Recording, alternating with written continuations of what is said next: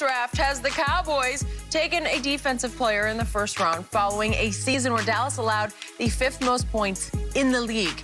When talking to reporters yesterday, while Jerry Jones acknowledged there's a good chance the Cowboys could end up with the top defensive player in the draft, he also left the door open for a surprise selection by saying, quote, "Don't be stupid over your needs. What is exciting about the 10th pick is you got a chance to do something unconventional." So, Shannon, what does this tell you about what Jerry will do tomorrow night? It tells me Jerry knows what he should do, because he says, get one of the first thing out of his mouth. We can take one of the best defensive players at the 10 spot. So he knows what he should do. It's kind of like the kid is watching. Now, they know they shouldn't do that. They looking back at you. Now, you know you should do it. Yep. Jerry knows what he should do. He knows he should take Michael Parsons or Patrick Surtain at the 10 spot if they're there. Okay. He knows that. But Jerry's like, hey, Kyle Pitts. So let me ask you a question, Skip. Jamar Chase is on the board right there. He taking it? No. Devontae Smith on the board there. He taking it? No. Kyle Pitts on the board. Yes. He taking it? Big yes. So, Capital Y-E-S. Yes, yes, yes. unconventional, Skip. You don't have to, Skip. We saw Chicago do something unconventional. You don't have to do anything unconventional like that. Trubisky? Trubisky. Okay. So why would you do that, Skip? Why would you do that? Jerry, why would you do anything unconventional when you don't have to reach? Skip, that's the thing about it. Jerry does not have to reach. A very good defensive player, one of the 2 or 3 best defensive players, will be there in that spot unless something unforeseen. Now, Skip, you know, trades happen, somebody zoom up the board and want to take somebody. But there's a great chance that 2 of the top 3 defensive players will be there if the Cowboys stay at 10. You don't have to do anything unconventional, and you'll get a guy that's going to be able to help you, I believe, immediately. And here he is talking about doing something unconventional. You see, that's your problem right there. You always try to do something unconventional. Skip, just, you know, all that. When I go buy an appliance or something, Skip, they try to give you all this. You can program it from your phone. Can I just press something and turn the washing machine on? That's what I need to do. All that tech, I don't need all that tech. See, Jerry tried to get too fancy with this, Skip. Take Parsons, take Surtain to second, and keep it moving. Next. To your point, I believe the most gut-wrenching pick that Jerry ever was forced to make was during the Johnny Manziel draft. That's exactly when right. Stephen Jones said, no, Jerry, he calls him Jerry. No, Jerry, we just can't do it. Right. And he sat there and he sat there and he wanted to pull the trigger on Johnny Manziel. And at the last second, he said, okay, I give up. And they took Zach Martin, and I think it just drove Jerry crazy because it's not what you call a sexy pick. You can't sell it. Offensive linemen don't sell no tickets. It doesn't make any headlines. No. Nobody really knew that much about Zach Martin at that point. We all knew he was highly ranked and rated and all that. But still, does it move the needle in Cowboy Nation? No. Where is Zach Martin headed? He goes to the Hall of Fame. He's going to be alongside my man Shannon Sharp. His bust is going to be alongside Shannon Sharp's in the Hall of Fame. Yes. And he's not finished yet, I don't think. No. I know he keeps getting beat up with this and that and the other, but I believe he's still got 3 or 4 great years left in him. Right. Okay, so that wasn't just a good pick. You can argue that's one of the great picks in the history of the Dallas Cowboys, is to get a perennial Pro Bowl Hall of Fame offensive lineman. That's a prime example, Skip, of doing what you should do and not what you wanted to do. Because you wanted Johnny Manziel. Johnny Manziel is box office. Big box He was going to be running around because he reminded him of he was a shorter Tony Romo. That's what he thought he was going to get, Skip. So I'll keep this thing going. Okay, so that was number 1. But now we get to Kyle Pitts. And he did say, Jerry did say, I am not going to spend, this is one of his favorite words that I heard 1,000 times, I'm not going to spend an inordinate amount of collateral to move up there to get him. So, so the whole idea of trading up for Kyle Pitts is a non-starter for Jerry. So I was happy to hear that, because that would be insane.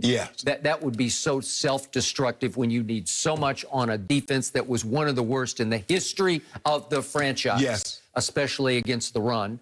But the Cowboys used to be good defensively. You remember when the Cowboys were really, really good defensively? Well, I remember Doomsday. It was right in the middle of my growing up period. You know, like Doomsday with Too Tall and Harvey Martin. Randy White, Bob Lilly. Lord have They were good. Oh, they were really good. And they were good under Jimmy, too. Yes. Because Jimmy was a defensive football coach. Yes. He was going to build a defense, but they didn't have you need to tell Jerry that. You need to tell Jerry they have very good defensive teams when they won those Super Bowls. Because somehow he think they were just the triplets. defense does not sell. It does not. Defense does not rate on television. No, it does not. Okay, it can get you to Super Bowls. It can win you Super Bowls, but it will not sell your team. No. It will not market your team. Why you think they lax the rules, Skip? Ain't nobody want to see no 3-0 ball game. Okay, so, but he did say, and it's one of my all-time favorite Jerry quotes, the real thing to do is don't be stupid over your needs. Just don't be ridiculous. So don't get locked in over, we need a corner, we need a corner, we need a corner. If Kyle Pitts somehow fell to you at 10, it's not going to happen. Not going to happen. It's not going to happen. He's just too good. He's going to go probably 4th overall, probably to Atlanta. At the lowest he goes is 6th to Miami. I'll buy that. I am with you on that. But if he did fall there, you can't be stupid over your needs. Then you just take Kyle Pitts. I told you that 2 months ago, and I stand by it. But he also said, Jerry did, that at 10, it's one of the highest that they've been drafting for a long time, obviously, because they were horrible. And they shouldn't have won they won a couple late games that cost them a much higher pick, right? And then they could have got Kyle Pitts at probably 4 or 3 if they wanted. They cost themselves Kyle Pitts when they beat Philadelphia, remember, late in the year. Okay. But he said, even at 10, you have the ability to do something unconventional. Well, now we're back to showman Jerry. Because he has to be the center of attention or he's not happy. Right. He bought this team to publicize himself. Right. Trust me, the reason in 1989 that he dived into the mix trying to buy this team from a lot of people who had way more money than he had at this point was because he was so bored in oil and gas. Right. He was striking it rich left and right, but nobody knew Jerry Jones. Right. And he's a showman by nature, and he wanted to be a celebrity. Yes. He wanted to turn Dallas back into Hollywood, Texas. Yes. And he did it. That's a good thing, Skip. He's a celebrity billionaire. That's what he is. Well, that's all he ever wanted. Because most billionaires want to stay in the background. They're kind of reclusive. They don't do a whole lot of talking. They don't do a whole lot of anything, interviews. But that's not Jerry. Okay. Yes, I did a TV show and a radio show. Okay, but you can't accuse him of being the best-known owner who's never won a Super Bowl because he won 3 of them. He won 3 of them, yes. They were a long, long time ago, Yes. but he won 3. He did that, And yes. he won them in a short period of time, which helped put him on the map. Right. And he still owns the map. Right. He still dominates the world of professional He's still football. living out those 3, though, Skip. Okay. You do I got realize it. that, right? But I thought you said you got to update your resume. That's what you told me. Well, that's what you told me. Yeah. But when he speaks, do you listen? Yeah, because I already know he's going to say something messed up. Okay, well, that's the point. He is the most controversial owner. Yes. He is arguably the most hated owner. Yes. From outside, well, really inside and outside Yes. Cowboy Nation. Yeah. But is he not the most entertaining owner? Yeah. He Al Davis. Well, he's beyond Al Davis because Al didn't speak that much. Al didn't do a whole lot. Yeah. Only time he spoke is when he got upset at Commissioner Commissioner Roselle. That's what irked Al. Other than that, Al didn't do a whole lot of talking. You know, he stand on with his white suit. I knew Al very well. If he had a bone to pick with somebody and he called the media together, you better look out because here he comes. Oh, like he did with Lane Kiffin? Yep. He could, look, remember that? That was all time. He just lambasted him, right? He did. But so Jerry made it abundantly clear. I know we need defense. And we're in prime position at the 10 spot, Skip, to get a very good defensive player. Now, I could do something unconventional. Why, though? Shock the world. Make everybody buzz about the Cowboys. Guess what, Skip? Look what the Cowboys did. Everybody's talking about, you know, what is Atlanta going to do? What's San Francisco going to do? Is Miami going to trade up from ain't nobody talking about Dallas at 10. Everybody talking about what everybody, and Jerry like, hold on. I might do something unconventional. I'll shake it up. Yeah, now y'all go get us talking about what Jerry might do at 10. Mm-hmm. Come on, Jerry. Let the people have their moment. You get all the moments. Okay, so I've said also for 2 months on this show that Patrick Surtain is the textbook correct choice to make. It's obviously a glaring need, a cornerback, but he's just a stud.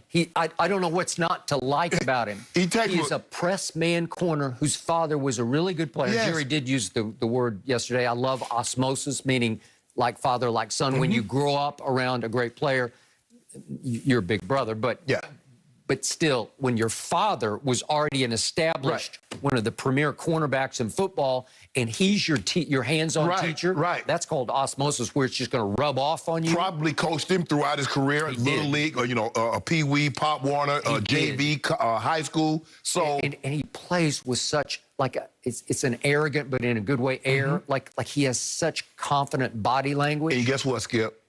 You know he's battle tested. He had to guard Ruggs, Judy. In practice. I Devontae, agree. Waddle, Michi. So you're like, okay, it's not what? Well, he ain't have to guard him, but no.